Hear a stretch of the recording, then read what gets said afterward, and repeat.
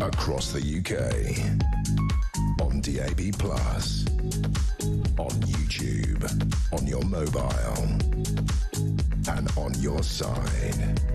This is Talk.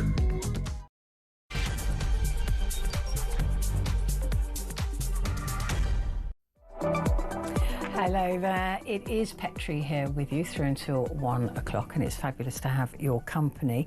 Coming up at midnight, we've got a very special hour for you coming up at midnight after I read that thousands of workers could be at risk of losing their jobs as 1 in 6 employers says they expect to replace them with artificial intelligence next year. So it's coming. And one of the reasons it's sped up, one of the reasons it's coming so quickly is because of Rachel Reeves' last budget. She's made it incredibly expensive now to employ human beings. So a lot of companies are fast tracking their plans to replace human beings with AI, who don't need to take time off work, who don't need national insurance, who don't need wages, they don't need holidays, they don't need sick pay, they don't need admin. Much cheaper, not just the wages, but on every single level. So lots of employers now are looking to see how they can get rid of human beings and replace them with AI. So coming up at midnight, I have Victoria Bousis here, who's a filmmaker, a technologist, and an AI studio founder. So she knows a heck of a lot about AI. And she'll be here in the studio to take your calls. Are you worried if you think your job could be one of those that could be replaced? How do you best position yourself so you're not replaced by AI? All of those things, all of those questions, any question that you have on AI. Maybe you are an employer and you want to use AI, but you're not quite sure what it's going to do in the future, what you can get AI to do for you now, all of those questions. So if you're thinking about using AI, or you want to make films using AI, or you just any question at all that you have, Victoria will be here to answer that for you at midnight. So get ready and give me a call. 0344 499 1000. The March of the Machine, it is here, and it could be after your job very soon. It could be after mine even sooner, who knows. So do give me a call or send me a message. Text the word talk and your message to 87222. Also joining the programme is the fabulous John Boothman. He will be here, political correspondent at the Sunday Times in Scotland. He'll be here to chat all things politics and also, of course, to go through the front pages for Thursday. But, of course, that Labour plot to oust Starmer. Everybody's really surprised, said nobody. Because the one thing that politicians are really good at is looking after their own backs, looking after their own jobs. And if they think for a moment, that Keir Starmer is a danger to their own positions, they will replace him. We've seen it before. There's nothing new here, right? There's nothing new, except we did expect Labour to be the grown-up party. But listen, Wes Streeting has been out and about. I think he's been on manoeuvres for quite some time for pole position as the new leader, but hey, what do I know? But also, Wes today was talking about the toxic atmosphere at number 10. He was talking about the sexist environment at number 10. Oh, they're always briefing against women. Oh, and briefing against, in case you've heard this term 1,000 times, you think, what does that exactly mean? It means that advisors or people close to the Prime Minister, including MPs, sidle up to some, raincoat-wearing journalist and give them a little few tips, little few stories, do you know what's going to happen? That's all it is. That's what briefing against means, right? It just means that somebody's been, psst, do you want to hear this? Wes Streeting is trying to become the next Prime Minister. It's that. It's as seedy and almost just pathetic as that. But it is powerful, as we've seen before. Well, joining me to discuss this, I'm delighted to say, is the wonderful Michael Crick, broadcaster, writer and journalist. Good to see you, Michael. I hope you're well. Yes, I am. Thank you very much indeed. Yep. Good. Wes Streeting, I'm very well, thank you. I'm intrigued by all this going on. Wes Streeting's come out of this rather well, though. He's probably put himself in a better position to be the next leader. Well, he has in a funny way, yes. I mean, what came out of Downing Street last night with briefings to selected senior political journalists, was meant to keep him in his place, as it were. And instead of which, he's slightly stronger. I mean, Wes Streeting is he's one of the most able members of the cabinet, I think, if not the most able, but clearly one of the most ambitious as well. And for years, I mean, at one point, he was president of the NUS, the National Union of Students. And as the years have gone by, he's accumulated more and more kind of student backers from successive generations in the NUS and in the National Organisation of Labour Students. And you go to conferences and so on, and all his sort of acolytes and so on, they're all leaders, former leaders of the student movement. And so he's accumulated an army of people.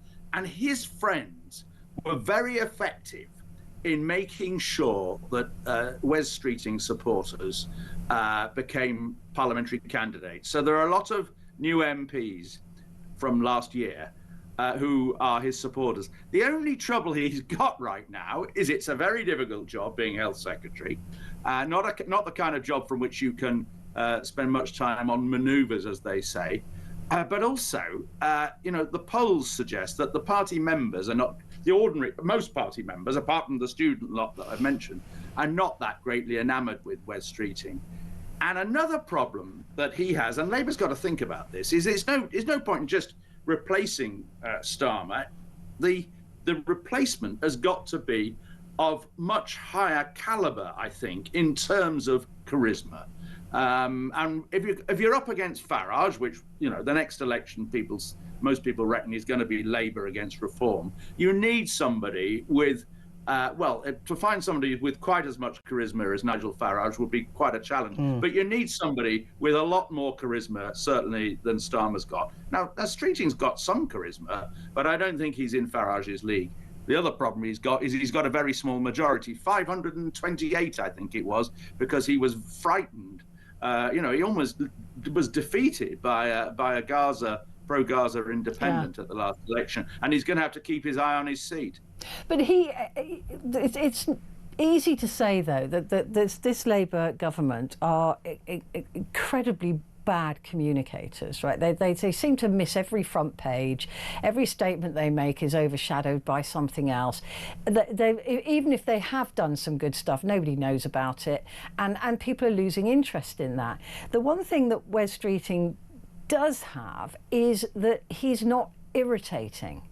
He will go on to breakfast news programmes and he's not irritating, whereas I think a lot of the people, they're very poor communicators. You can see they're reading a script in their brains.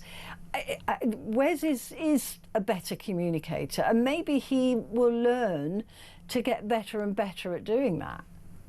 I agree. I think actually of the cabinet, if he's not the best communicator, he's certainly one of the best. And of course, that's another area where Farage is brilliant. I mean, Farage, in my view, is the most brilliant political communicator we've had in decades in this country, even better as a communicator than Boris Johnson or Tony Blair. And Wes Streeting is a very good communicator. I agree with you there. But polls suggest that none of these alternatives to Starmer will shift the Labour vote that much. I mean, there'd be if one of them was to replace him, there'd be a bit of a honeymoon vote, and Labour would go up in the polls a bit. The only one who makes a bit of a difference is Andy Burnham, the mayor of the elected mayor of Greater Manchester. But Burnham's big handicap is that he's not a member of Parliament. And there are no safe seats left, Michael. Well, I think actually it's not quite right to say there are no safe seats. The interesting thing is, I think he would, if he had to, he could find a seat or two in Greater Manchester, but even more likely a seat in Liverpool, which of course is where he partly comes from. He's a big Everton supporter, the football team. And interestingly, if you take the 6 safest Labour seats in Britain, 4 of them are in Liverpool. And the other two, the next two, are Bootle and Knowsley, just outside Liverpool. Now, if he could persuade perhaps one of the MPs there to stand down and maybe, give a quiet wink that he might end up in the House of Lords, and that their spouse would be, or their wife might become a lady as a result, somebody might be willing to step down from one of those seats. Well, there was some this idea. is purely my theory. There was some idea, wasn't there, that person could be Angela Rayner. Yes, that could step down, but if she wants a job back in government, and then Andy Burnham would look after her in terms of some position or other. So there was some rumour that Burnham might be able to pull that off. Certainly, relations are good between them, and also, of course, relations are good between Burnham and Lucy Powell, who's just been elected deputy leader of the Labour Party, having been thrown out of the cabinet sacked from the cabinet by Keir Starmer a few months ago.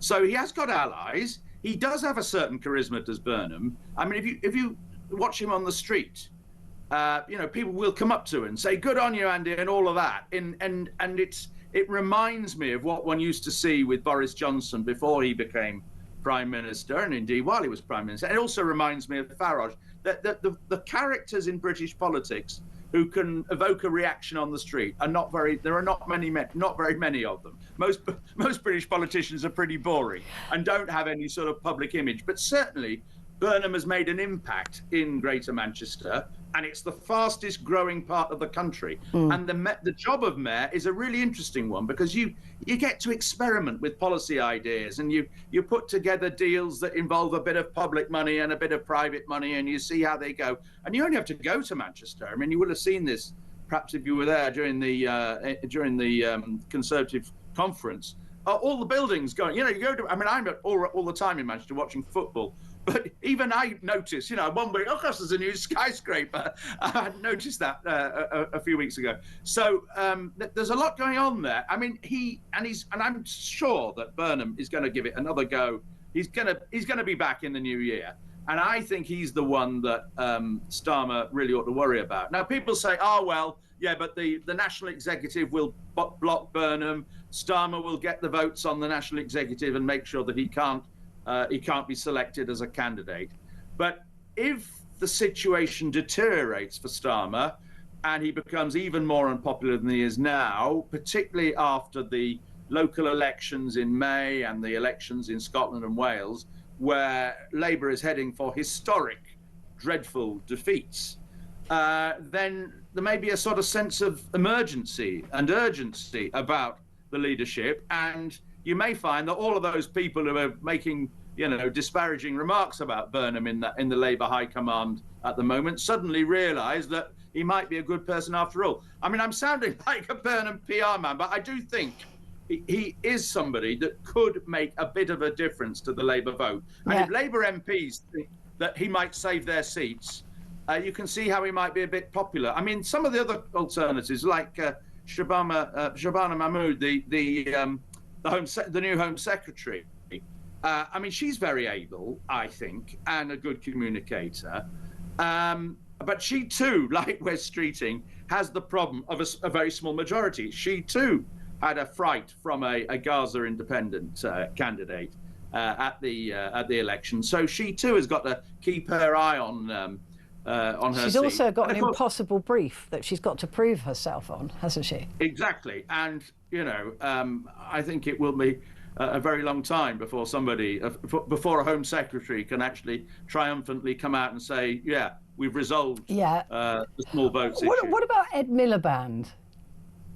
Well, I mean, these days, I just don't. I mean, personally, I like Ed Miliband, and I personally like what he's doing on net zero and climate change, and I'm glad he's stuck to that job.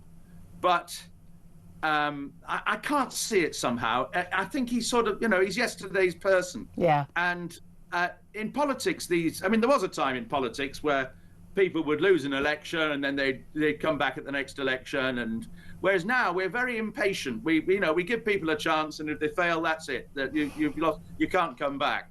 And I don't think that will happen, but who knows? Who knows, Michael, sure. these days. I'd love to hear what my friend John Boothman says when he's on. Well, you will. I'm sure he'll have. We love John Boothman. I didn't realise he did your programme, because we've known each other, 30, 40 years. Well, do you know what? I'll send my best to him from you when I speak to him in a minute. Actually, he'll be listening. He'll be listening because he's got a comment on what you've said, so he will be listening. Oh, really? Oh, well, I remember when I was on Newsnight and Channel 4 News, and I was, and I had to go up to Scotland. My first call was always to John to find out what was really going on. Yeah, he is absolutely wonderful. We love him. Can we just talk about Morgan McSweeney for a moment, and the toxic culture that Wes Streeting was more than alluding to this morning when he did the rounds. Many people suggesting that Morgan will have to go if he's been briefing against Wes Streeting. Keir Starmer has said it wasn't him and he's not going to sack him, but that usually means people are going to be sacked if the Prime Minister says they're not going to be sacked. Morgan McSweeney, can you see him having to take the fall for this? Well, not immediately. I think, Starmer's problem is he's lost so many people in the last few months.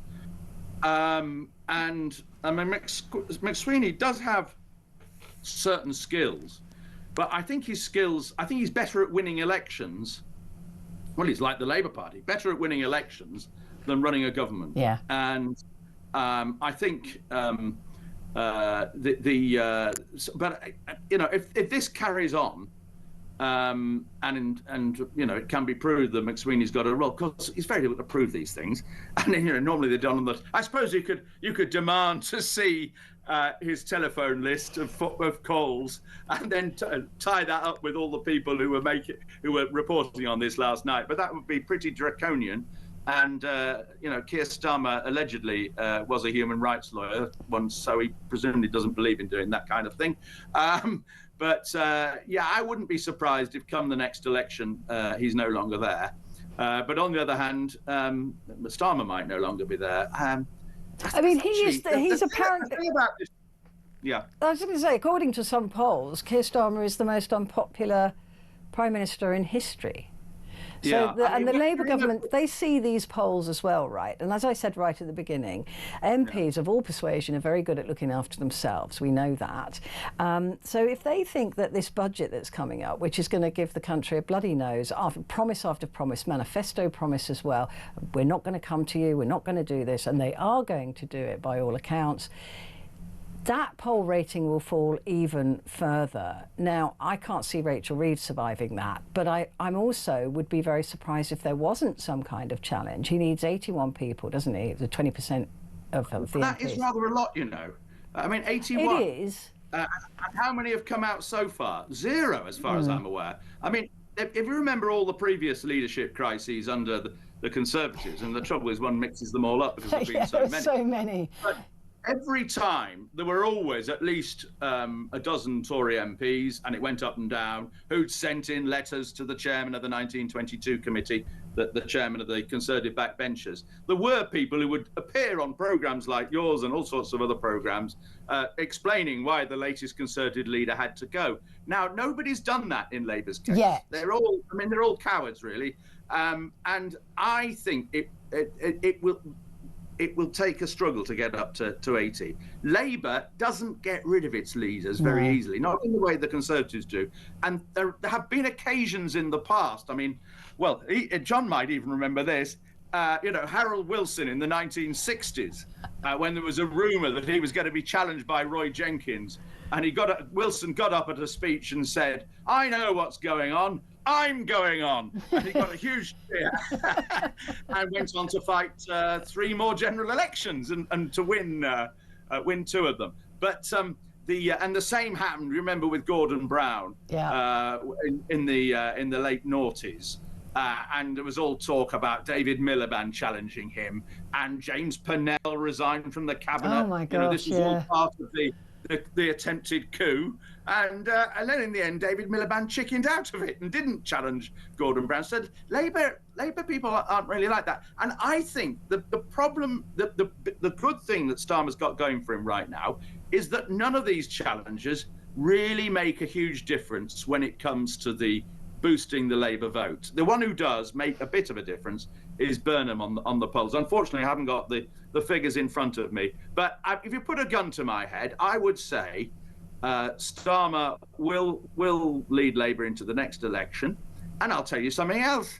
I think Labour will emerge from that election with still in power, maybe in coalition or maybe with an agreement. I see coalition in our future. That's right. Yeah. I'll give you a stat here. There have been, sorry to be too statistical, but anyway, there have been 8 occasions since the war when a government has asked for a second term in office. So, for instance, Clement Attlee in 1950 went for a second term and he got it, although with a very small majority. So there have been 8 of those occasions since 1945. On 7 of those occasions, they've succeeded. The Prime Minister has succeeded in achieving a second term. Only once did they fail, and that was Edward Heath in 1974, February 1974. He was denied a second term after the huge disasters of the Heath government. But even Heath got more votes than Wilson in 74. So, you know, the British public in the past has certainly been very willing to give governments 2 goes at governing. Now, we are in a period where you've got a government that is, you know, more unpopular than any other since the war, but it's also a period of huge fluctuations. And I think that if Starmer and his government can get their act together and really start governing properly and effectively, then they have got a good chance in the long term. Because after all, that's what we want them to do. Yeah. At the end of the day, if they can make a difference to the health service and to the economy and to small boats, those are the 3 big issues, but changes in housing would help as well, then I think they can beat. I think, you know, Farage is very beatable, actually. I think there's going to be loads of tactical voting at the next election, lot more than in the past. We saw that. We got a little glimpse of that in the Caerphilly by-election a couple of weeks ago, where all the other parties ganged up on reform, and you know, Conservatives and Labour people were willing to vote for the Nationalists, Plaid, just to block Farage and reform, because I think there's a certain level above which reform can't go, and if the other parties can get their act together, then I think they're beatable. I tell you another possibility that somebody, I can't remember who it was now, put to me, but and was a very intriguing possibility, would be if this government, if Starmer and this government were maybe, you know, a couple of years from now, to introduce a new voting system called AV, whereby you vote in preference, 1, 2, 3, 4, according to who you want. So it's not the first past the post. It means that people can vote first time round for the Greens, perhaps, and then if the Greens drop out, you can vote Labour or whoever. And that would help. That would do a lot to stop Farage. And I think there would be a majority in the House of Commons for that, and probably in the Lords as well. But I just plant that idea with you. You can record this broadcast and I'm coming back to you. I'm coming back to you. I'm definitely not letting you off the hook. Michael, it's been a real pleasure. Thank you so much for taking the time to be with me. Michael Crick, broadcaster, writer and a journalist. What a fantastic bloke. He's really amazing. Anyway, I'm going to take a very quick break, but I will be back in just a moment.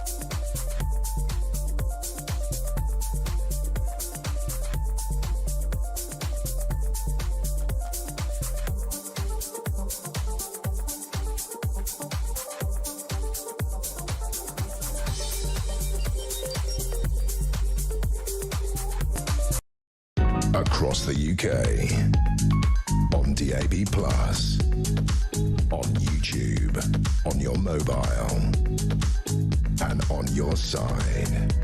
This is Talk.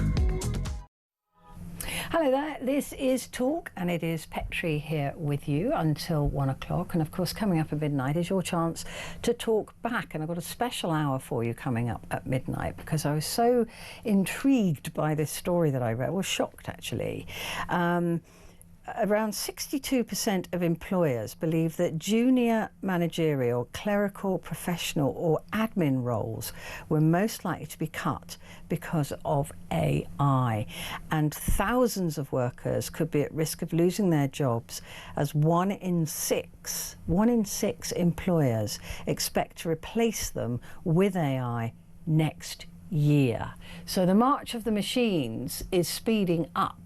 Not helped by, of course, the national insurance increase for employers, all the other issues that employers have to put up with now from the government, not least of which the Workers' Rights Bill, which gives workers' rights from day one. You can't just get rid of somebody if they're rubbish.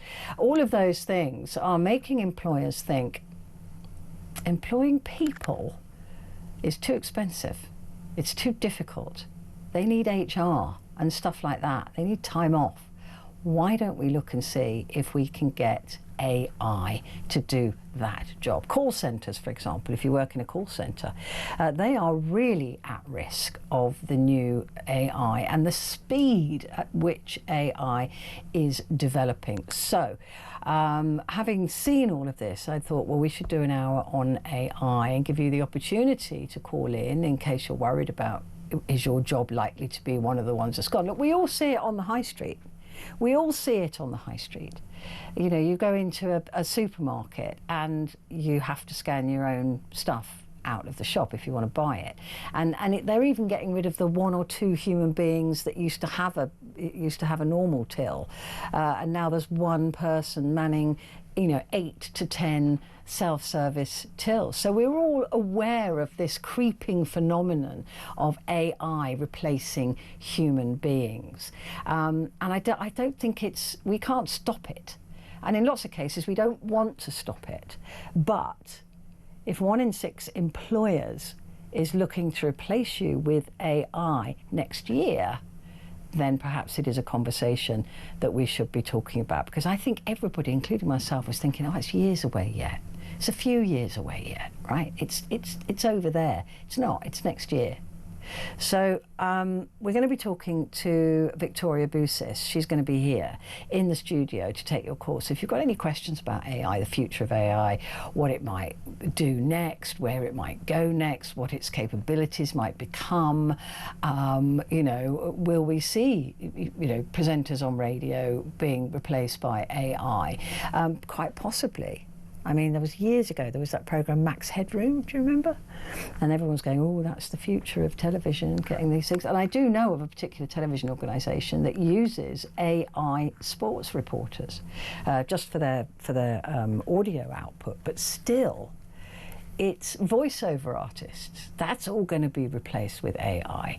So everything that we thought that we held true, artists are really worried about AI and replacing their original works. Writers are extremely worried. Lots of people I know that write copy, they've already lost 70% of their work to AI. So a lot of people are now going, I thought this was tomorrow's problem, but it isn't. It is a right now problem. So do give me a call if you're worried about it. Or maybe you just, Victoria is an AI filmmaker as well. So, if you want to use AI to the good, maybe to make movies or whatever, then give her a call. Just ask her a question and see if she can help you out with that. 0344 499 1000, and you can text the word talk and then your message to 87222. And just going to let you know that from Monday the 1st of December, our talkTV app is on the move. All of your favourite shows and podcasts will continue over on the Talk app. So basically it's a name. You'll get everything that you're getting now. So it's not just audio. You will still get the visuals as well. So all of your favourite shows and podcasts will continue over on the Talk app. So if you're watching or listening on the talkTV app, you need to change it. You need to go to your app store and download the new app, the Talk app, because everything will be switching to that as of December the 1st. So if you do it now, you'll be all ready, won't you? I'm going to take a quick break. Back in a sec.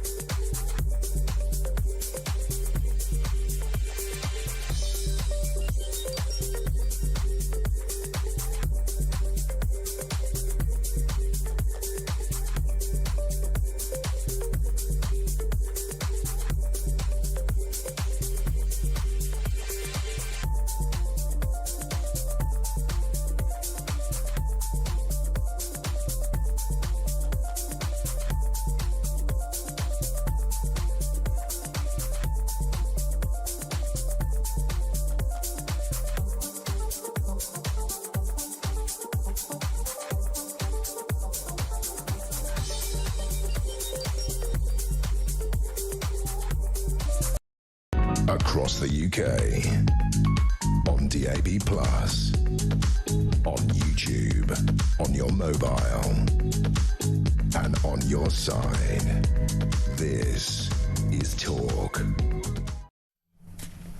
Hello there, and it's a very good evening to you. I was going to bring you the wonderful John Boothman, and we're all a little bit concerned because we haven't been able to reach him. He was confirmed to come on the programme, and the team are desperately trying to get in touch with him, but we've been unable to get hold of him. So I'm going to do the paper review on my own. But John, if you're, I don't know, if you're listening, where are you? Because we're just a bit worried, because normally you're on the phone ages beforehand and listening to the programme beforehand. But anyway, enough about that. Let me go through the papers for you. The Sun newspaper, this story has sort of been whirling around, right? And I just haven't really paid a lot of attention to it, but it's on the front page of The Sun now. PT's armed cop escort after stag do threat. 5 guard Olympian at the airport. Now this is the gold medal winner Adam Peaty, and there's been some sinister threats on his stag do. He's had a family feud, but I honestly haven't paid any attention to that. I didn't think it was that big a story. I thought, oh, so what? So he's going to marry a woman called Holly Ramsey at Christmas, and I think he's, from what I remember, it's not on the front page here, he's banned his mother from going to the wedding. I think it's either her mother or no, I think it's his mother. And there's some suggestion that she is saying that they're not quite good enough for her family. That's what I've read. I honestly, I've just kind of gone, oh, and really quite ignored it. But I can't ignore it now because it's on the front page. The other story that's on the front page, which is really interesting, but I thought we all knew this anyway, Epstein, Andy photo is real. The pedo tycoon Jeffrey Epstein wrote an email appearing to confirm the infamous photograph of the former Prince Andrew with sex accuser Virginia Giuffre is real. Do you remember the one with his arm around her?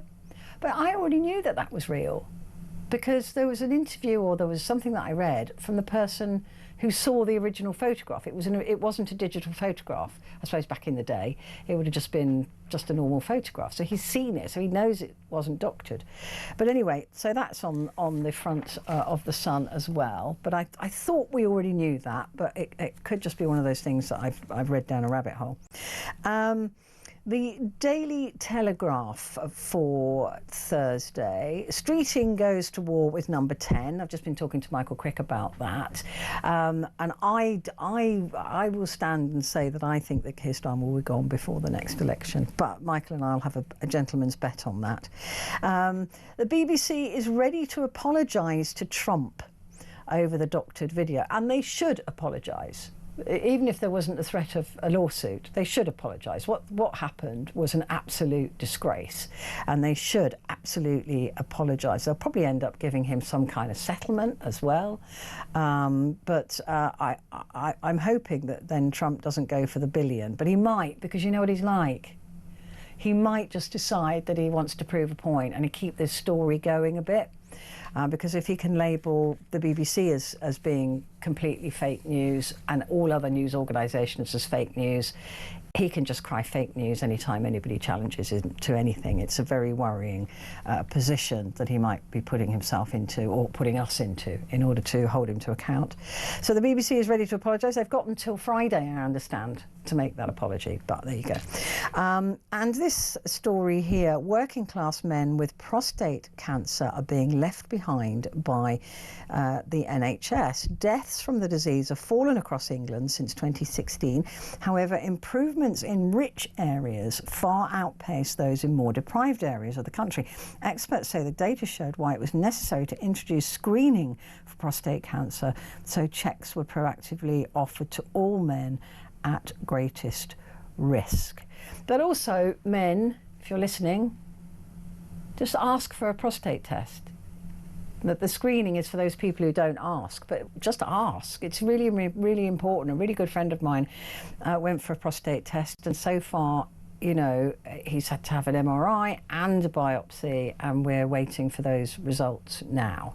So, and he's, you know, 99% caught it early, but if he hadn't asked for that, he wouldn't have got the test. So please, if you're thinking about it, it's not even intrusive anymore. It's just a blood test to begin with, and then they take it from there. So it's just a blood test. Please, just if you're above the age of 50, especially if you've got any history of prostate in your family, prostate cancer in your family, please just ask your doctor.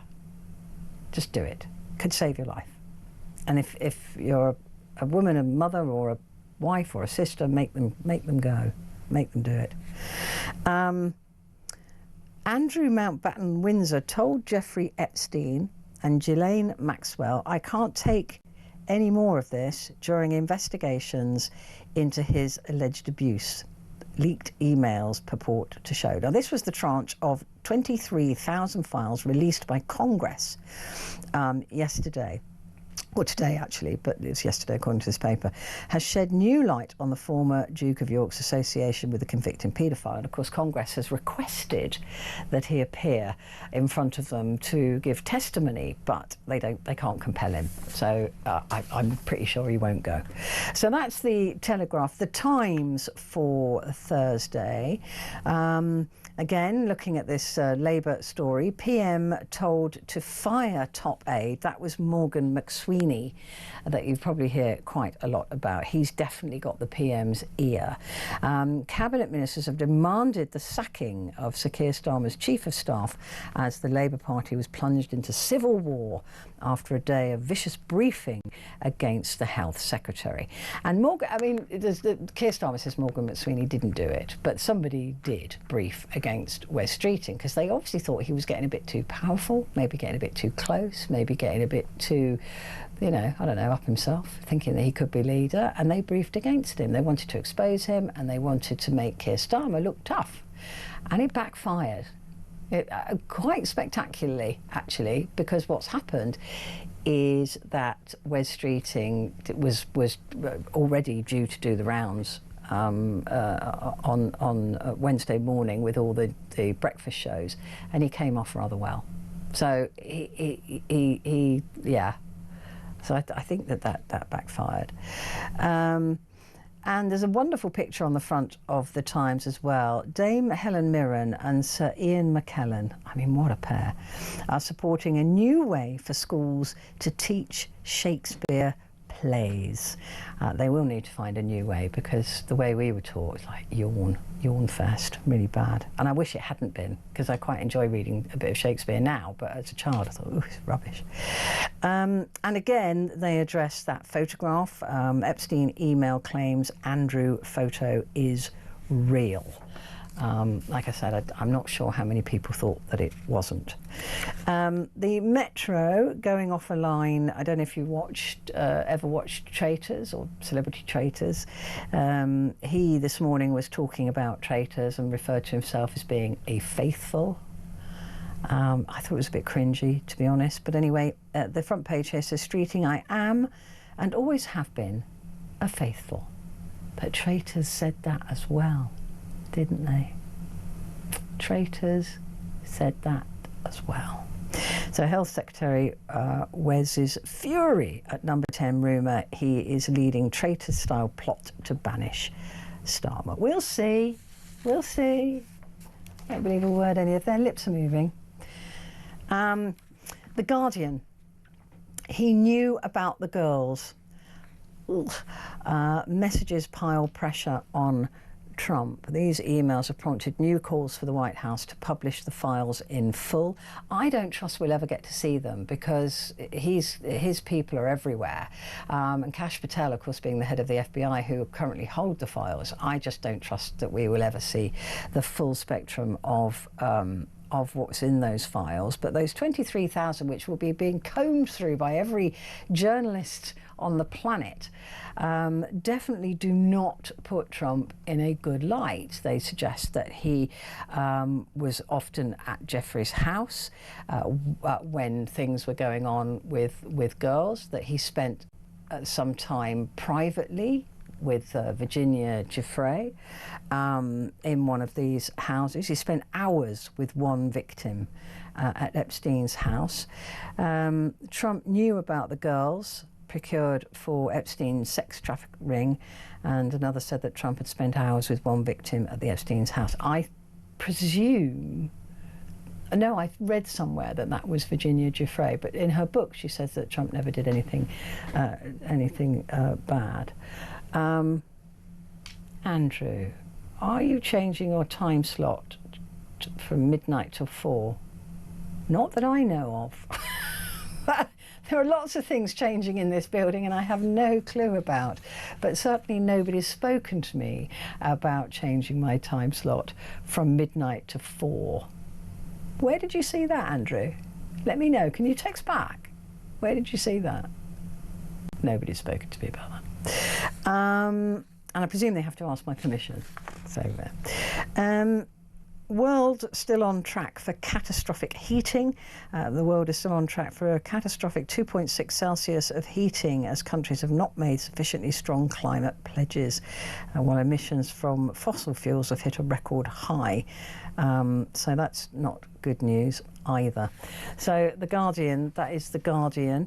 The FT file drop. Democrats release emails raising fresh questions over Trump's ties to Epstein, and currently the voting, they need 218 votes and they just signed in the latest Democrat. So she said that she will stick her vote in, and now the rumour is that he's now trying to persuade 2 of 4 Republicans. There's only 4 Republicans that have agreed to sign to release all of the Epstein files. 2 of them he knows won't change their mind, so there are 2 that he's now trying to get them to change their mind and not sign. And that doesn't sound innocent to me. I mean, what is it that's so bad that he doesn't want to be released? You would just, why try and persuade people to change their votes? I don't get it. If you're innocent, just let it all hang out, as it were. Reeves is to curb purchases of high-end bikes through salary sacrifice schemes. So these are the schemes where people choose to spend money on other things rather than get it in a paycheck, so they then don't have to pay as much tax. So they'll put it into their pension, or they'll buy a bike or some scheme or other that the business has got going, so that they buy that, and therefore it doesn't push them into the higher tax bracket where they start paying high tax. So she's going to try and shut down those schemes. I'm going to take a quick break, but I will be back in just a moment.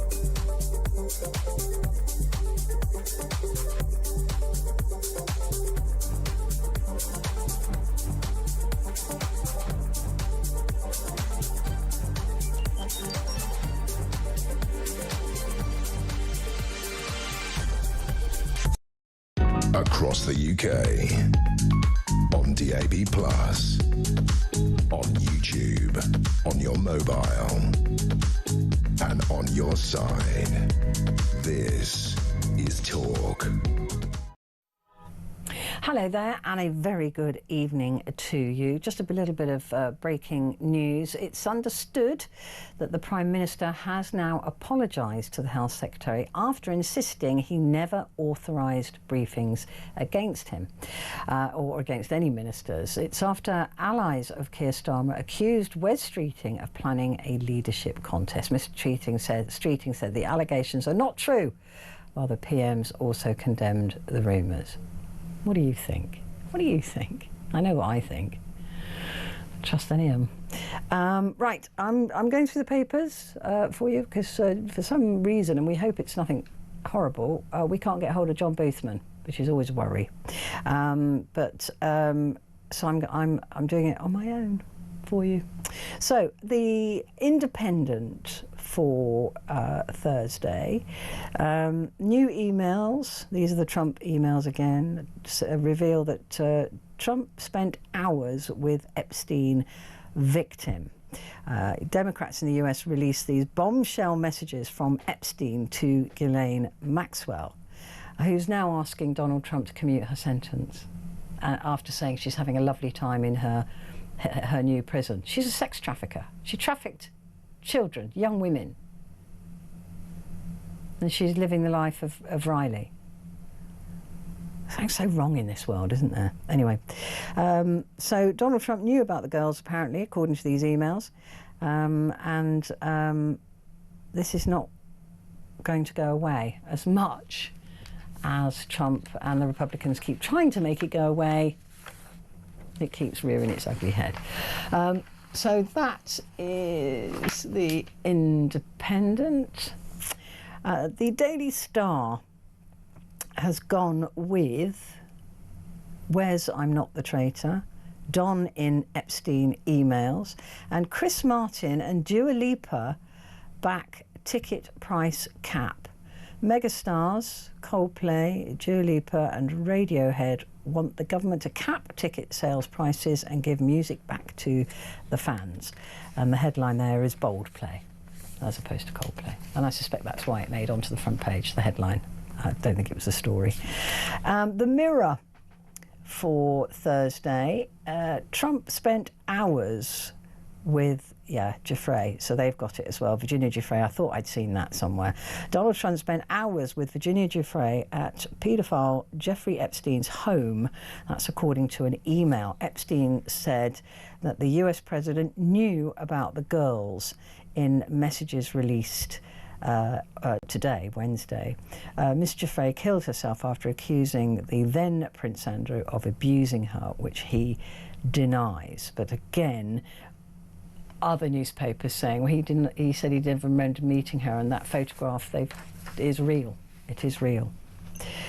The Daily Express, number 10 in chaos as a vicious briefing war leaves Keir Starmer fighting for his political future. Desperate PM in office but not in power. So Keir Starmer was accused of being in office but not in power as the pound plummeted amid speculation over his future. Health Secretary Wes Streeting attacked a toxic culture at number 10, and he was forced to deny he was planning a coup against the Prime Minister, the second such alleged plot in as many months. And as I've said, it's all about saving themselves. It's all about saving their own skin.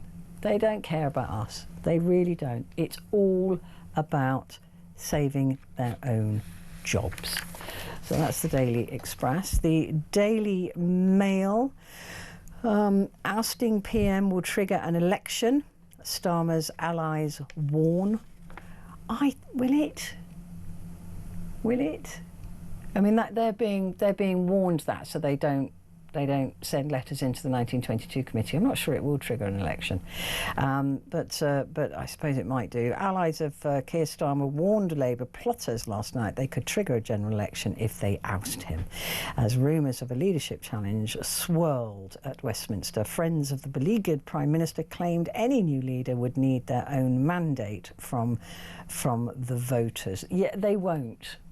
They won't ask for a mandate from the voters. It absolutely will not happen because they want to stay in power and they won't want an early election, so that's all rubbish. Oh, and the other story I saw today is that Tess Daly got a gong. I think it was an MBE. For services to broadcasting. Is that right? I just wasn't... I'm just not sure what they mean by services to broadcasting. I mean, what, she worked in a job that she loves and got paid a lot of money for it and then gets an MBE? Is that right? I don't think there was any sort of suggestion of charity or anything like that. I mean, I find that really annoying. It's like when actors get gongs just for earning a lot of money as actors. It's kind of like, they did a job they loved, got paid handsomely for it, and then they get awarded for it. I don't think that is what we should be doing with awards. I really, really don't. I think that is absolutely ridiculous. So Tess Daly, I've got nothing against her, but I do think that it is a very strange thing to do, to award somebody for doing a job they love, to and got well paid for it. But anyway, congratulations, I guess. I'm not jealous. No, I'm not actually. This is my favourite story of the day, though. It's the front page of the Telegraph. Take you back to that. Hitler's DNA proves that he did, in fact, only have one ball. I'm not lying. Adolf Hitler was supposed to have taken his most intimate secrets to the grave. After his suicide in April 1945, his aides followed his final orders to make sure his body could not be seized. They doused it in petrol and set it alight. But what the Fuhrer did not reckon on was the discovery of the structure of DNA 8 years later, he said, which scientists believe proves the popular wartime song was correct. And he did only have one testicle. And I bet you've got the song Hitler has only yeah, that's going to stick with you all night now, sorry about that. But it also, DNA, be warned, for the future, it possibly proved that he also had a micro penis. So it's good to humiliate someone as evil as Hitler was, and even though that he can't feel that humiliation, I think there's something to be said for it. So yeah, Hitler's DNA proves that he did only have one ball. I mean, where do they get these stories from? But that is my favourite story of all of them, because the rest of them are just about boring politics. But to find that out, and that he had a micropenis, that's made my day. Right, let me tell you what's coming up, because we've got a special hour coming up for you at the top of the hour, and that is the wonderful Victoria Bousis is here, filmmaker, technologist and AI studio founder. She's over in London because she's showing one of her films today.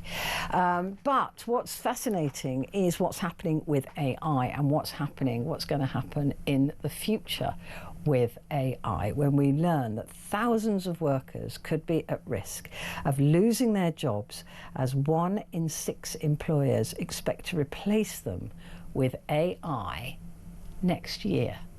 This problem that we thought was going to be a few years away yet, maybe see you through to retirement, maybe see you through a few years, give you a bit of time to find another profession or another career, it's here.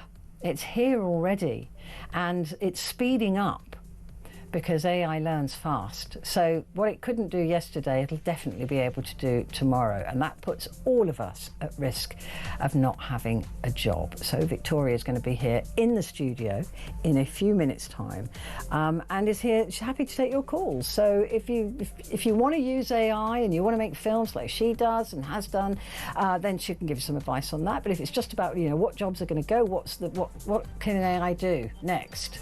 We're all terrified. See you in a minute.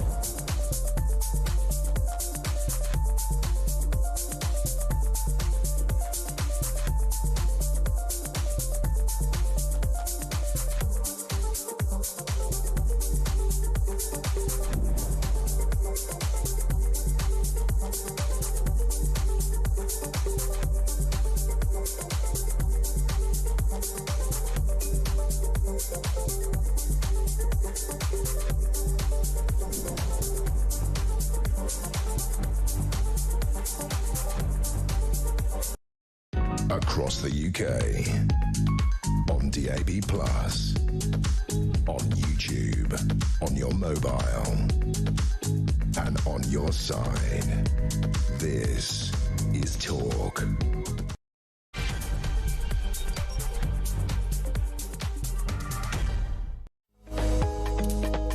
Hello there, it is Petrie here with you for the next hour, and this is your chance to talk back. But tonight is a very special night because normally it's just you and me, but I have added a rather beautiful and lovely addition to our conversation, and that is Victoria Bousis. Thank you so much for coming in.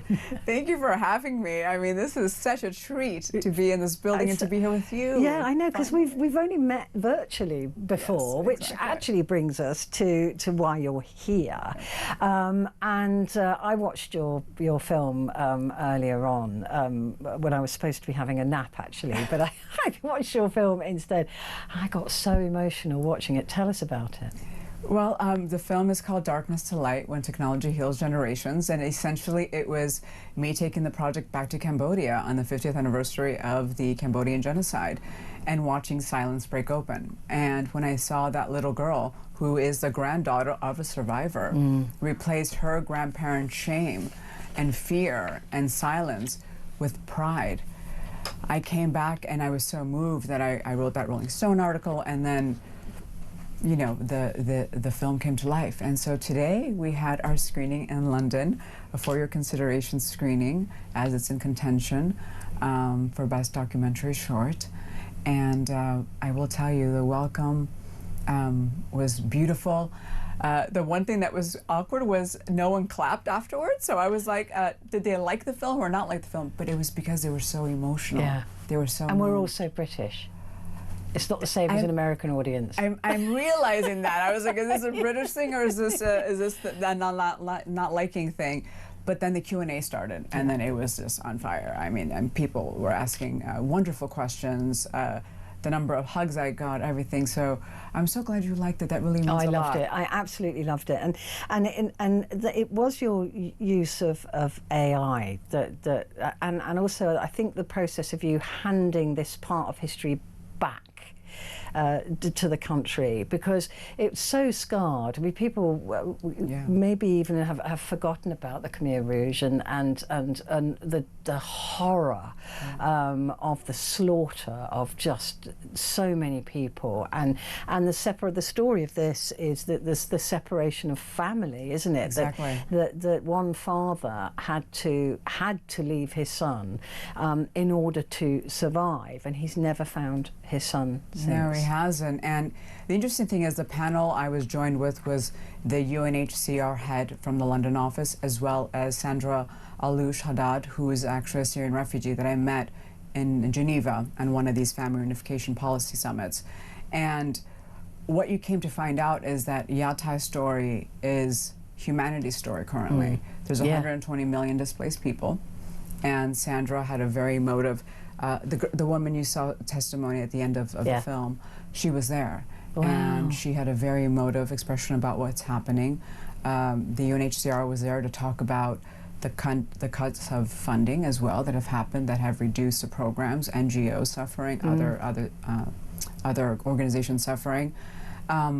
So I think it was the first time that makes this project so special, is that it was the first time we saw generational trauma 50 years later.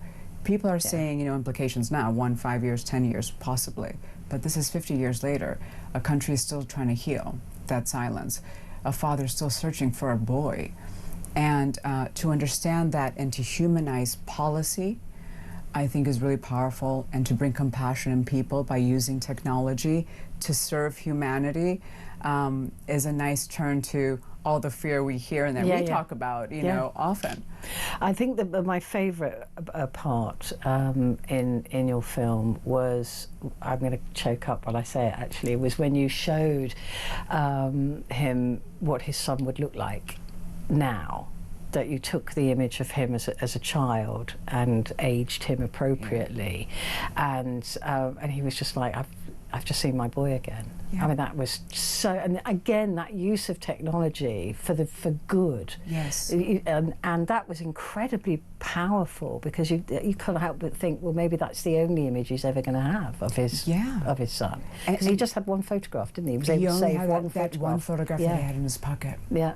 And the remarkable thing was that, you know, we used AI to age him, and the people that helped me with that were Lola Studios. They actually won the Oscar for Benjamin Button. So they were really accurate in taking both the mother and the father and aging it appropriately, as you said. But he just stood there and just looked at it for such a long time, and I was wondering, you know, what's happening? What is he thinking? Yeah, your reaction to his reaction was very special as well, because you weren't sure. And I wasn't sure, and also I was like, oh my God, what's going on here? Why the silence? He was still looking for a boy. He had not realized that his son would have been a 50-something-year-old man. Yeah. And that was really, really powerful. It was. And his son, he got remarried, and he had 3 more boys. And his son, Sothiro, was there today. Oh, so nice. And that was very special. That's very special. And it's your use of AI in walking people through, wearing a headset like the one that you have here, which looks amazing. Yeah, it's pretty cool. Yeah, it's really, really cool. So, and they were able to actually walk the history, if you like, of some of the torture rooms and of some of the hell that this country was put through, and that is so powerful, because history is slipping away. People are rewriting it, people are trying to deny it, people are trying to, you know, I mean, I will say Donald Trump, he's trying to change the history of black Americans, and we cannot allow that to happen, because if you don't acknowledge history and if you don't learn from history, you are in danger of repeating it.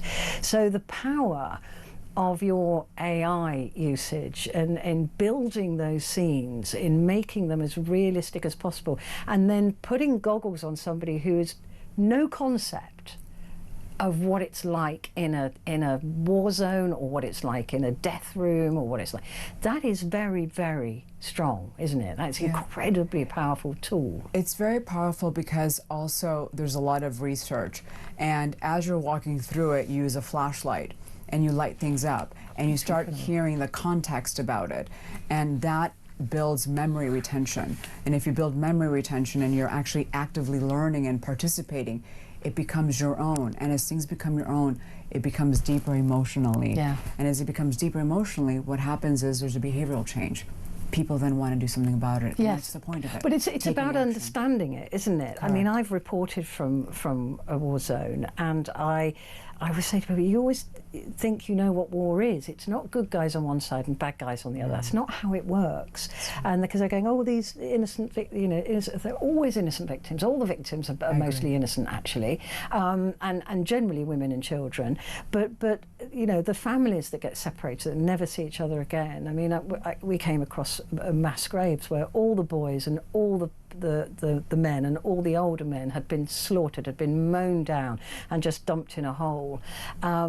And you know, everybody was saying, well, where are the women? And we said, well, we don't know where the women. Well, a lot of them were sent to rape camps. This was in Bosnia, and so that they will never see each other again. I mean, this is the thing, and people think that somehow, maybe through movies, that these kinds of situations are clean cut. Yeah.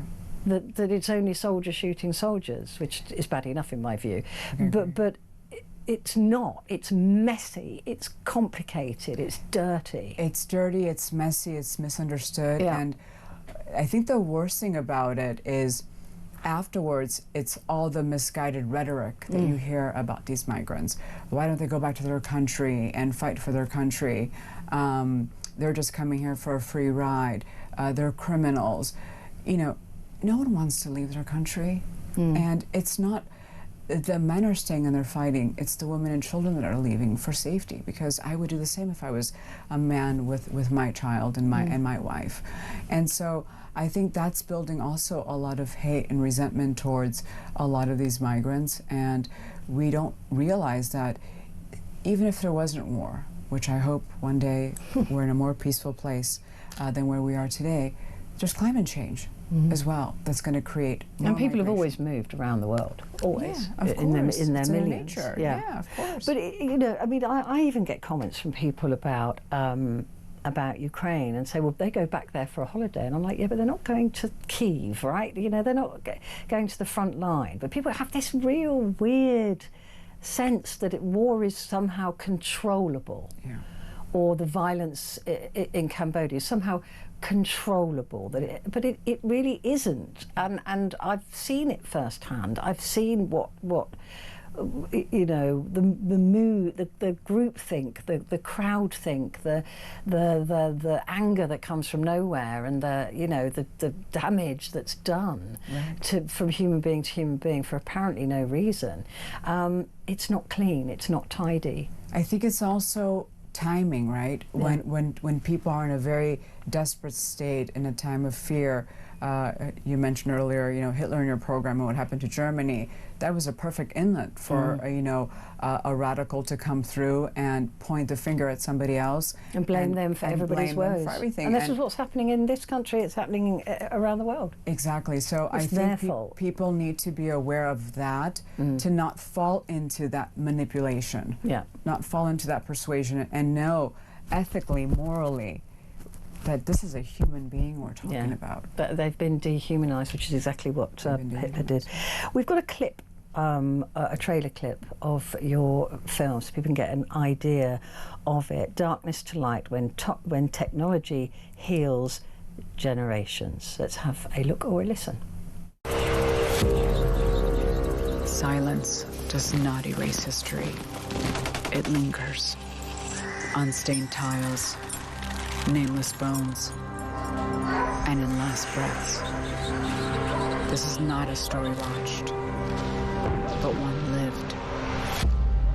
Like a shadow over a nation, its people. It dwarfs all light. Welcome to Fen on Fen. That's why I came back with a headset.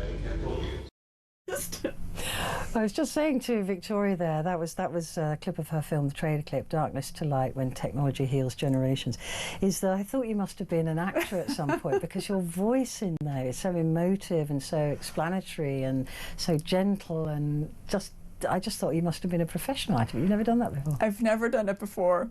And I sat there, and the first time I did the first take, I sounded like a lawyer, because I used to be a lawyer, right? And the second time I was like, Victoria, just calm down. just be vulnerable. Just be who you are, right? Yeah. And you hear my voice crack many times in that. And I'm like, just say it from how you felt it. And that's the reaction I got from people. And I was like, thank God. Thank God. Well, because your emotion is in there, and it's very, very clear how invested you are in the message of this, and that family is everything. And if you lose that, and in these situations, people do lose everything. And they're not talking about possessions, they're talking about the love and the support and the family and everything, and they may never get it back. So if you get it, where can people see this anywhere? So right now, no. So we're in contention, you know, for Best Documentary Short. The PC version of the game is in contention for the BAFTAs. So you can actually see the VR experience and the PC experience on Steam. But hopefully, if God willingly, we keep rising and we get distribution, people will be able to see it. And that is in part of people like you amplifying the message of it, which I'm so grateful for, and others who come behind this film and say that this is relevant today. This is happening today. It's just so cleverly put together. Like I said, with all the VR stuff in there, the virtual reality stuff, and the reference to Yathe Pin's book, Stay Alive, My Son, which is a beautiful title. And it's just, I think this is the sort of thing that should be shown in schools, to be honest, that because we've got to relearn empathy. I think the human race has got to relearn empathy. We've lost it somewhere. Yeah, we've lost it. And maybe we need to start teaching it again. To the youth, because that's the future leaders. Yeah, you know? absolutely. And if we don't start there, and a lot of the youth don't learn that at home because the hate starts from the home, right? Yeah. I was very fortunate to have a mother that instilled, human consciousness, and we were very much involved from philanthropy from young children. And so we always had that kind of instinct that, use your blessings to serve, humanity in a positive way, leave a positive imprint. So I just hope I just keep doing what I'm doing and keep, changing lives and being supported by people around me, because, you're not alone in this. I had an incredible cast, an incredible team, a lot of them that were on the war zone, that kept pushing forward. So I think that's what it requires, it requires. Well, tragically, you've got a lot of stories to tell, and that's the sadness about it, and ongoing with Ukraine now, and what happened in Israel and is still happening. Unfortunately, these stories will keep having to be told, because if we don't tell them, we don't learn anything. We don't learn anything. We don't learn. Yeah. Well, I loved it. So thank you for letting me watch it. Thank you for watching it. Well, that made my day. I was hoping I could have come to the screening, but I just couldn't because of work stuff. But I felt very special watching it today. I'm the only one. But it was brilliant. Let's talk more about AI. Let's do it. Because that is why that for you. You said you used to be a lawyer. Why AI? What intrigues you about artificial intelligence, and particularly with filmmaking? I mean, you are able to do the most incredible things with it, but a lot of people, like we said, are scared of it as well. Yeah. So the reason why, I transitioned into technology was because I saw that, cinema is beautiful and films are beautiful, but at the same time that people are watching a film and a true story is being told, they're TikToking, they're having a meal, they're chit-chatting. And I've seen a person on the airplane, a young girl, I think she surfed like 6 websites, her phone, and then went back to a movie. Well, how is that supposed to change you? Yeah. So I said, how can I use technology to actually put somebody in the shoes of another so that they actually experience it? And that's where the birth of my work started, with technology and merging that with storytelling. So you have to be present. So you have to be present, and you're committed. Once you're in there, you're in there. And the story, I feel, is so powerful, in the music, and everywhere you're walking, you're hearing your footsteps, and you're hearing his voice in your head as you're reliving 19 memories from his book. Do you think this is the future of the way we're going to be experiencing movies? Like full movies, sitting there in the cinema, we will be immersed in it to some degree. Yeah, I think, I still believe cinema is going to live, because I love cinema. I watch a movie every single night. I love cinema, I just don't like the people who go to cinemas. That's a different conversation for a different day. But like the Apple Vision Pro right now, this actually is doing full-length features in it. No. And as I was saying earlier, this guy here is the power of a Mac PC book. So it is 8K resolution, which means you can actually, when you put it on... Is it heavy on? It's a bit heavy. They're going to make it lighter now, I think, and I think this is sometimes also when men actually design things they don't really design for women too, because it does rest heavily on my cheeks. But what happens is a screen opens up, and you use eye tracking, and you pinch the corner, and you can open up that screen to be as large as your room. And because it's stereoscopic, which means that there's an image in front of an image, kind of, it feels like a 3D film. Wow. So you have that ability to do it. Yes, is it a little bit weird if you and your partner are like, let me watch my own movie while you watch your own movie? Yeah, it's a little strange. I think they might do some kind of collaborative type of thing. But it is definitely a new way of seeing it. Is it going to replace right now? I don't believe that that's the case. But I do think it's a new viewing experience that augments traditional mediums. And the prices of these are coming down as well, aren't they? Yes, this is hefty, and I think they missed the mark on this one. And I think that's why the performance and the sell of this piece, which I'm obsessed with, was at $3,500. And right now it is, I think it's going to be substantially less. And I think they add a lot of computational power that people just don't know how to use yet. You've got to walk people through these kinds of things. So I think they will be coming out with a version. I was just at Apple 2 weeks ago, actually, at the developer conference there. And so I think they're going to do that. And the one thing I also want to say is, as I was walking around the Apple campus, you felt the essence of Steve Jobs there. Really? Yes, because it was dimly lit and there was foliage everywhere, and he was in a very meditative state at some point of his life when he was diagnosed, and he was having his, you know, kind of spiritual kind of moment. And as you walk around and you see the design, the perfection of it, the ability to connect human beings with design for some kind of really great utility, to serve them in a better way, you felt walking, it was so serene. I just wanted to continue walking around there. So I think if they go back to what Steve Jobs wanted to do, you know, and to design it with that intention of, this is for a human being to use. How do human beings use it? How can we get it right? I think they will get it right, because they're a pretty remarkable company. So well, yeah, they certainly. I love Apple stuff, but it is so pricey. That's the problem, pricey. And I think it always will be seen as a luxury brand. It's definitely an aspirational. Yeah. There's definitely some kind of association with it, related, you know, some kind of social currency that you do have. But it does replace a lot of things. I mean, now I do everything on my mobile phone. So true. So true. It's made life I've always been fascinated by virtual reality, but I've never tried it. So I might, just before you leave. No, you are definitely going to put it on. When the program's over, I'm going to have a go at that, because I think I would love it, because I absolutely would love it. But look, there's good things about AI, and then there's possibly the negative sides of AI, and we've got some stories here as well. But I think I need to take a quick break. They're all nodding at me. Quick break, and both Victoria and I will be back in just a moment.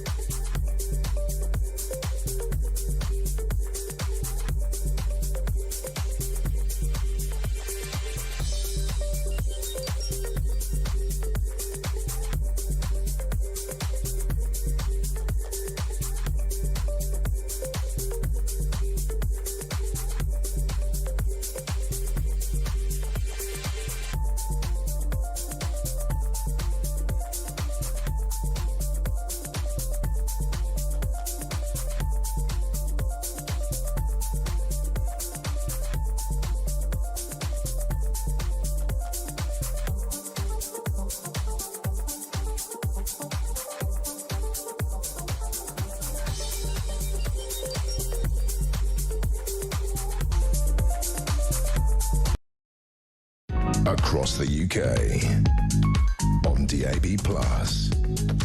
on YouTube, on your mobile, and on your side. Hello there, this is Talk, and it's Talk Back with Petrie, and with me is Victoria Bousis, who's a filmmaker, technologist and AI studio founder. And we've got a call from William, who wants to ask you a question. I like the first question there, William. Good morning. Good morning, Petrie. Good morning, Victoria. Hi, William. Hi there. Yeah, so I've been listening in. All very interesting. I'm looking forward to watching your documentary short. But my question to you about AI is, as much as we all love our politicians, perhaps with AI, the politicians, their time it's been income, and they need to just peacefully retire and we need to think about how AI can replace politicians and parliaments, and what does that look like? So that's my question. It probably could, actually, in the future. I first of all thought it was a joke question, but actually, when you consider that they are pulling together information and trying to make decisions, AI could do that much quicker, much cheaper, and much better. Yeah, so interesting enough, well, first of all, we need them because they need to create the balance between, corporations that are creating AI, people, and government is part of that, key role. But the funny thing is that I was doing an analysis because I wanted to see, technology across time. And I said, okay, we're here.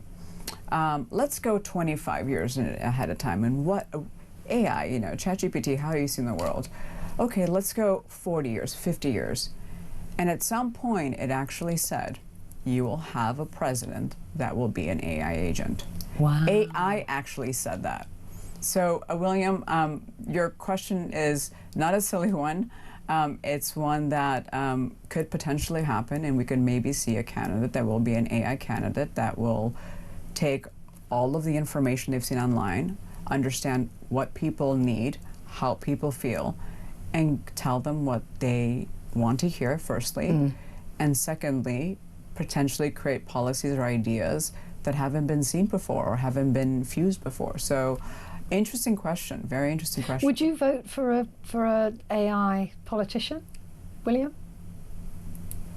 I would, but I'm just listening to your response, Victoria, and I actually asked AI, and they gave me different scenarios, and one of them was that we would all have our own personal AI representative, and then the AI would do a synthesis of all of our AI representatives. So it's just so exciting to think about how this could evolve. But for me, you were kind of saying that we need our politicians, Victoria. For me, the problem right now is the loud minority phenomenon, that our politics is swayed to loud minorities at the expense of the silent majority. Yeah. Yeah. No, I agree with you, but right now, the way things stand, this is where we're at. The fact that they too might feel the heat from a question like you're asking right now. I mean, they're probably listening, and they probably know that this may actually very well happen. So they better start kind of serving people, because that's what they were elected to do. The way I'm supposed to be serving my audience, politicians should be serving people. So, William, your question, and first of all, I love the fact that you are actually in AI because so many people are not playing with the tools, and that's another discussion for later. So it's really great that you're actually asking these questions and are very, very just alert and aware as to what's happening. The idea of individual representation, well, that's what the House of Representatives was supposed to do, right? Yeah. Right. Well, that is possible. Yeah. I mean, it's a very interesting idea that we would all have the ability, like an Alexa, I suppose, that would know everything about us. Or sorry, I said that word. Everybody's just switched on.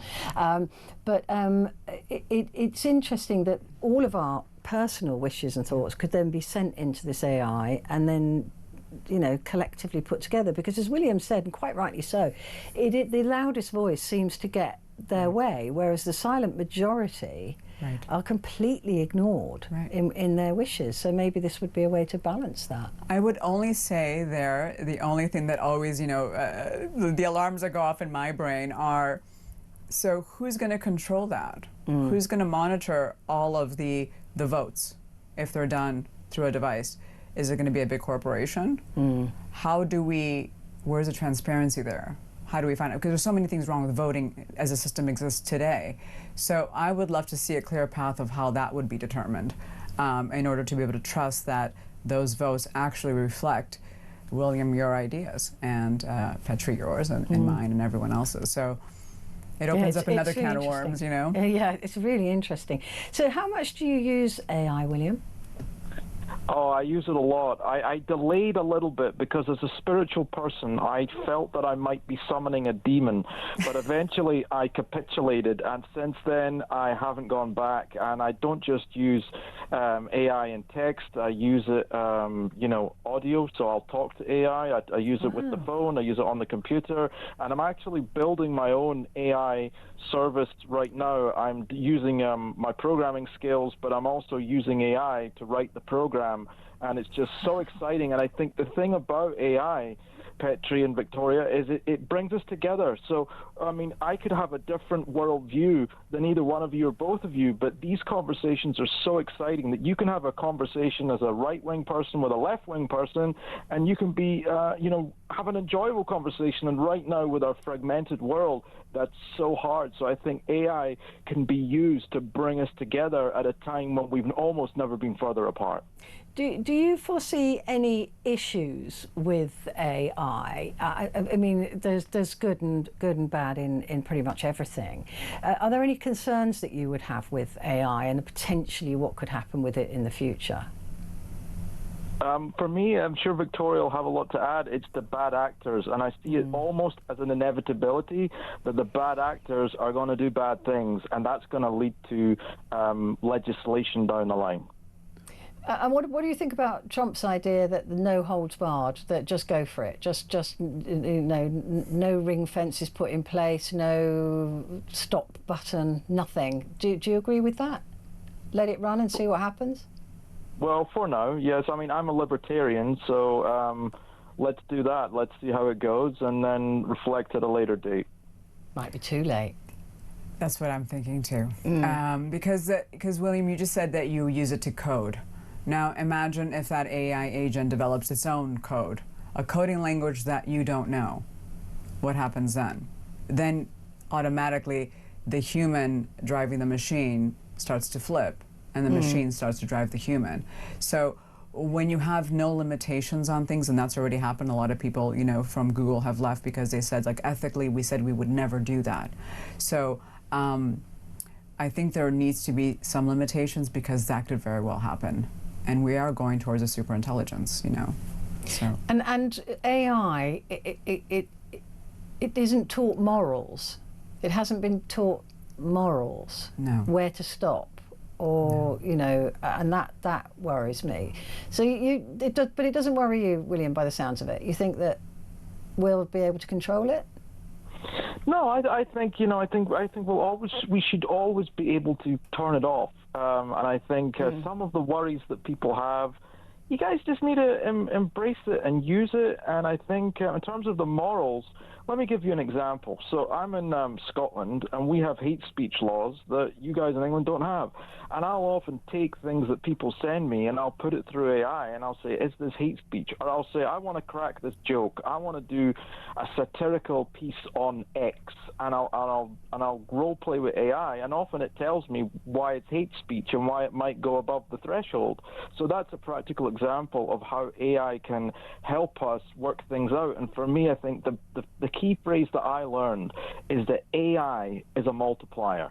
So it's not the case that it needs to replace this, that, or the next person. It can multiply what you already know. And for me, that's what's so exciting. It's such a shortcut, and it can enable us to have better representation at a time, as I said, going back to the original point, I feel that we really need that. Yeah, no, I agree with you on a lot of that, William. And I do think that the trouble is AI is only as moral or as anti-racist or as anti-misogynist as the person who's programmed it. Right? Correctly. And talking about morals, last time we spoke, remember, the AI agent went rogue. Yes. And then tried to lie about it. And then lied. So your point, William, is, can you analyze something, which AI does brilliantly, because it takes, whether it's constitutional law or law, whatever that is, and gives you an analysis.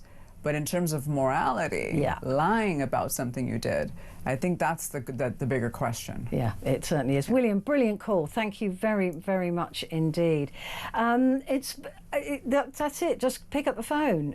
Give us a call if you've got any questions about AI or any concerns about AI. The number is 0344 499 1000, and you can also send a message if you put the word talk and then your message to 87222. We're going to take a quick break, but we'll be back in a second.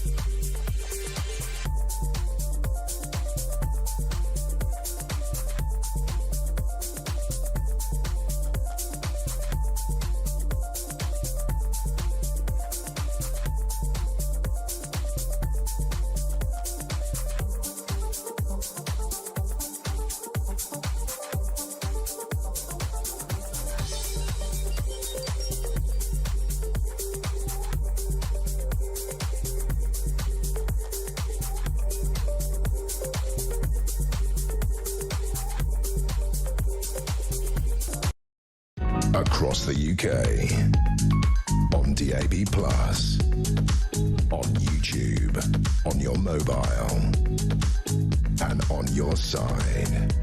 This is Talk. Hello there, this is Talk, and it's your chance to talk back. If you've got a question about AI, please do pick up the phone. If you'd rather just send a message, you can do that as well. But the number is 0344 499 1000, and we don't bite. Not even virtually. Not even virtually. Victoria Busis is with me in the studio. This is a really interesting question. This is from Gary in Glasgow. He said, in the next 3 to 5 years, what emerging AI capability do you believe will fundamentally disrupt creative industries the most? And how is your studio positioning itself to not just adapt, but lead that shift? That's a very good question. Yeah, that's a very good question. I think when they put it all together, because right now everything is kind of fragmented. We've seen the improvements. We talked last time about the updates of Sora 2 and then, you know, VO3. The cinematic quality is becoming better. But is dialogue really good now? No. Well, there's that AI actor, isn't there? Didn't we talk about her? We talked about Tilly Norwood, yeah, of course. Who's trying to get an agent. She's trying to get an agent. And she's AI. Yeah.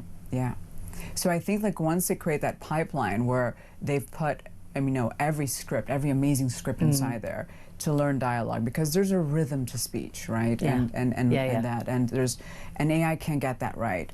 But once they start doing that, I think that's going to be one of the biggest shifts. I remember when I was at MIT, I did this analysis where I took 40,000 data points of all the films, the greatest films created. And I said, which ones are the biggest blockbusters and which ones are the most profitable? And of course, on your right side, your 2 billion, 3 billion range was the Avengers, Fast and the Furious, Titanic, all the Marvel stuff, right? But the most profitable films were the ones under 7 million. Really? Yes, because, they're good storytelling, and also they appeal to a wide audience. So today, now, it's the first time that a studio like mine could make a $200, $300 million or 200 million pound film for less, which we talked about last time. Yeah. That's going to be the greatest shift. And I think what's going to end up happening is there will be a collapse of the traditional studio system that exists today. That's no bad thing. It will be, I remember what you said last time, prequels, sequels, and geekquels. A memorable line to this day, Petrie. So I think that that's what's going to happen. I think there's going to be a shift, and I think there's going to be a lot more creators and platforms that will start becoming those self-generating studios. I think will be the biggest shift there is. I mean, that is to the good, isn't it? Because making a movie has become so incredibly expensive, and it just seems that what are you getting for that as well? What intrigues me about movies is always the story, and very often that is the very last thing that is thought of. So maybe it will bring back, shorter movies as well, because people's attention spans. Every time you go to the cinema now, it could be nearly a 3-hour film, and I think that flies in the face of what people want. They want something shorter and snappier and a good story to it. So maybe we'll start to see those movies come back down to being an hour and 5 minutes long, or being less than an hour, with good stories. So that would be a good thing. But will we start to see because it's cheaper, right, to use an AI actor or an AI voiceover or an AI, even an AI script writer? It is. I mean, it is cheaper, right? But you have to create the character and all of that, and the consistency and all the coding that's involved to create, from the clothing to the set dressing. I think there will be AI movies that are all AI actors. I mean, I think people will do that, whether it's for press or for flag or for truly because they believe that in the technology and they want to create a story like this. I think that will exist. But I myself, working with actors and working with digital humans, still prefer working with a human being, behind the scenes. I just feel it it doesn't have that responsiveness. It doesn't have the subtleties that we know as human connection. Yeah. And I'll give you a simple example. When we first made our digital human, and the player was walking up to them, I was like, something's wrong here. What's wrong here? And I said, oh my God, his eyes are not moving.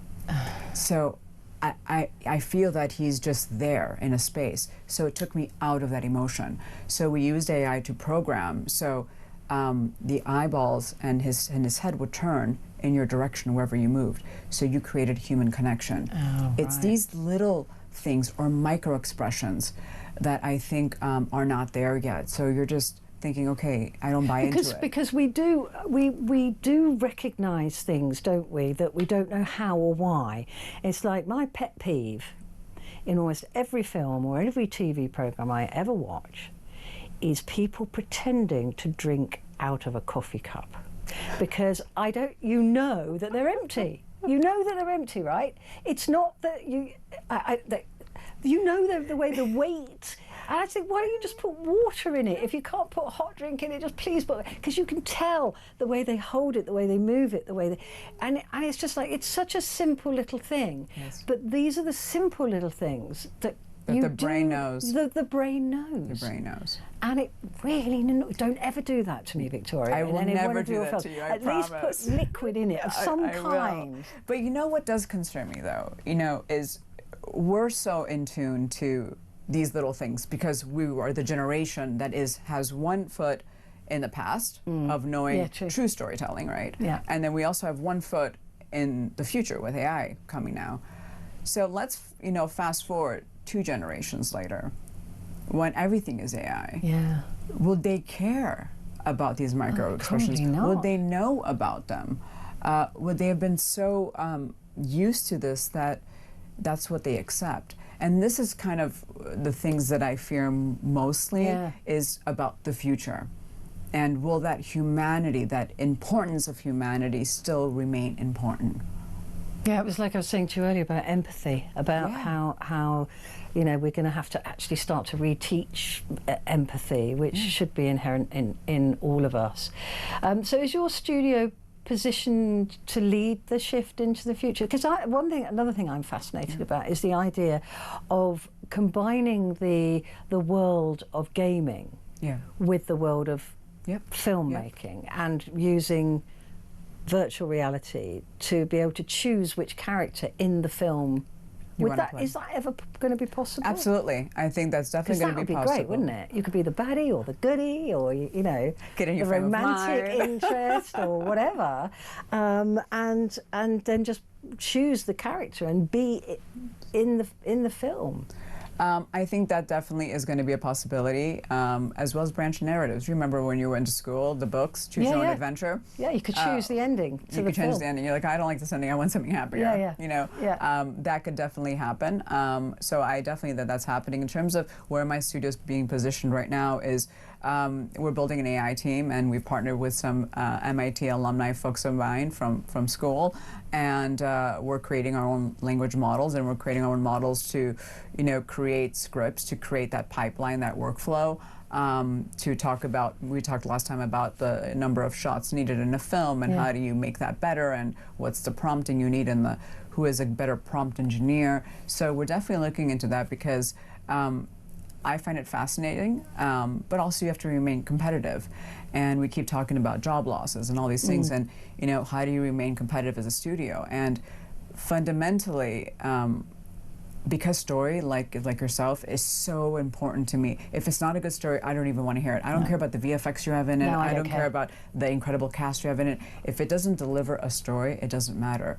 The great thing about myself and my studio is that we're so driven by 2 things: great storytelling and impact. So I think in a world where there's been this polarization and all this kind of hate, I think there is a coming back to this kind of elevated consciousness again, where people are craving connection. People are craving substance and purpose again. And this opens up the door. I totally agree. I think people, they completely want a world that's nicer. I agree. And kinder. it was funny because I was in the car coming over here, and Devil Wears Prada was playing in the theater show, and I said at that time being a bitch was cool. Yeah. It's not cool anymore. It's not cool anymore. Kindness is cool right now, and as Diane von Furstenberg said, and who's been a big supporter of the film, and you know she's experienced it in the really? Well, her mother is a survivor of Auschwitz. Oh, right. So it hit her in a very, very deep and personal way. You know, she says to me, kindness should be a currency. The way Bhutan has, you know, happiness is their, you know, GDP. Why can't kindness be our GDP? And do you think the world is coming back to kind? I believe they are, because I think it's gone so far the other way. We have had enough. We've had enough. Yeah. My son, who's a TV director, I didn't know that. Yeah, he said that he keeps saying to me, "Mama, don't change. The world will come back." Yeah. Well, it's the idea of the pendulums, you know, swinging. Yeah. It swings one way, it's going to swing on the other, and then it's going to come in the middle. Yeah, I hope so. I really do hope so. We've got to take a break because we're late.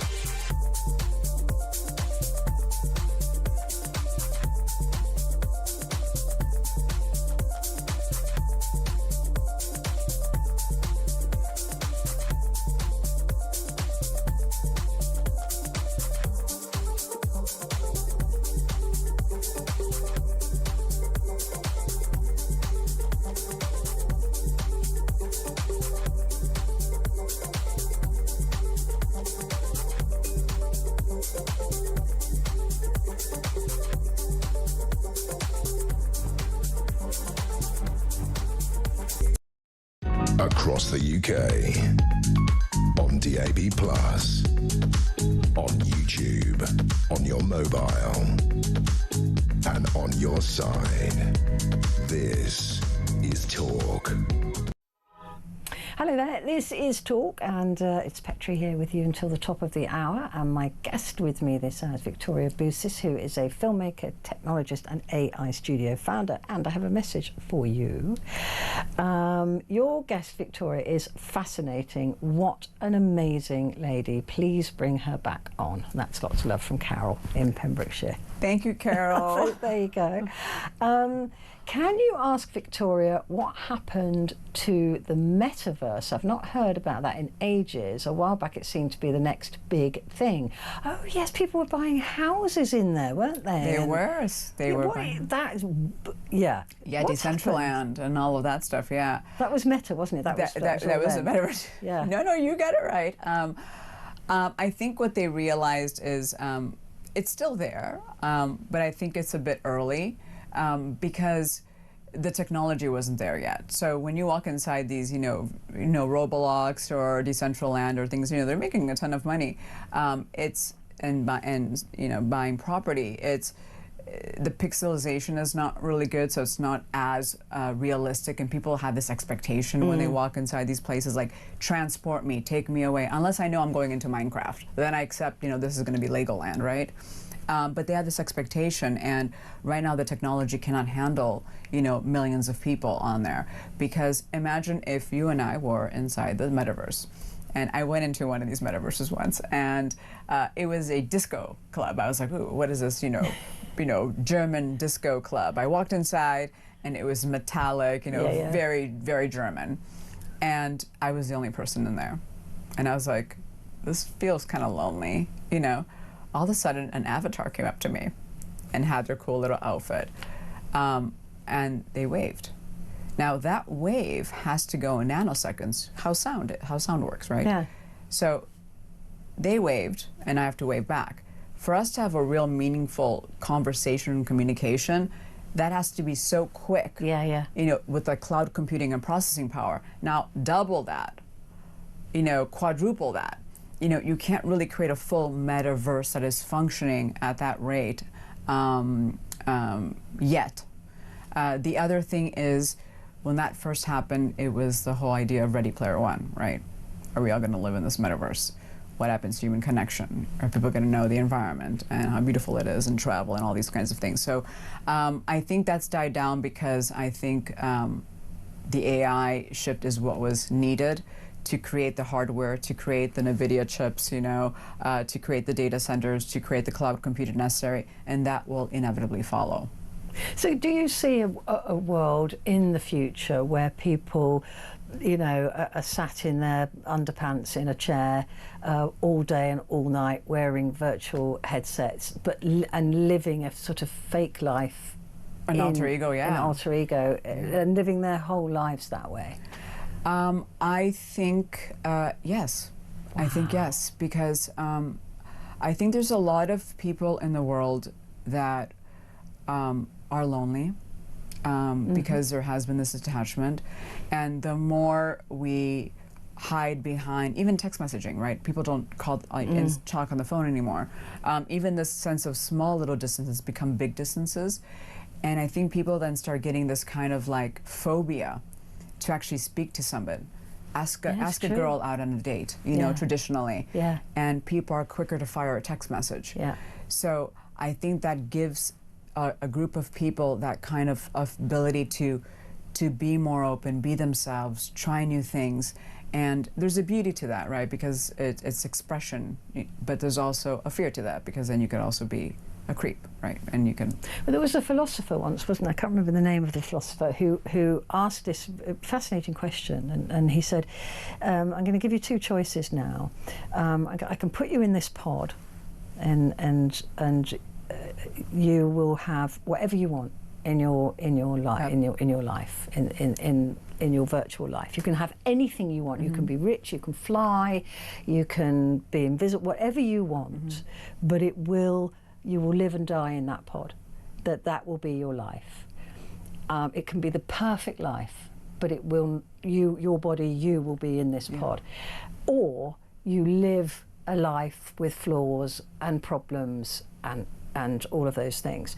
And the majority of people, given those choices, chose a flawed life. That warms my heart. Yeah.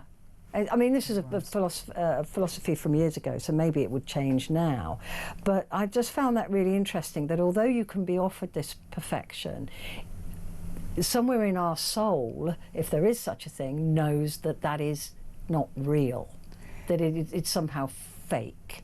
And maybe that doesn't satisfy the human in us.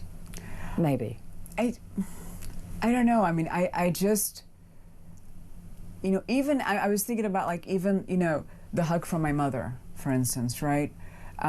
Because I go home and I get nourished and I keep flying around and, promoting the stuff and all the stuff that I've got to do. But when I'm home in my bed that I grew up with, and I know my parents are there, and I get that hug from my mother, even if I had some suit on me with sensors, which is happening already, right? how's that going to happen? Am I going to get all of that? I don't think so. And you would know that it was fake. I would know And that that's it the was- other thing. If yeah. you want to hug, you know, your dog or your child or your friend or whatever, in a virtual world, you somewhere in your brain, Yeah. you know it's fake, and, Yeah. and maybe that doesn't work long term for us. We don't know because we're not living in those virtual worlds. But I can't imagine that the replacement for my dogs jumping up on me when I get home could ever be felt in a virtual world. Or the smell of them having them Yeah, around. It's the exactly. little things, right? Yeah, exactly that. Or them responding to you because they know you. Exactly. Right? Because they know Not that. because they're you know, programmed Exactly. to. There's a difference. And I wonder if actually long term the human part of us would reject that, because we need that humanity. I Maybe. think Maybe I hope too much for humankind. No, I'm with you. I'm with you on this one. And the question was very interesting, the one you posed, you know, from the philosopher, and I was like, heck no, I would not want to live in that pod. No way. Yeah. There's no way. Yeah. And Even but if you could have everything you want. yeah, but that's not everything. It's not everything. because it's fake. It's not living. Yeah, it's Right? fake. Because it's fake. You know, so I definitely would not do that. But I think there is a use case for it. You know, there's a use case. Like, imagine, like, You could go on holidays there. you could go on couldn't you? holidays, but imagine also, like, you know, someone who's handicapped, and say they wanted. I've always dreamed of flying as a child. You know, I want to fly.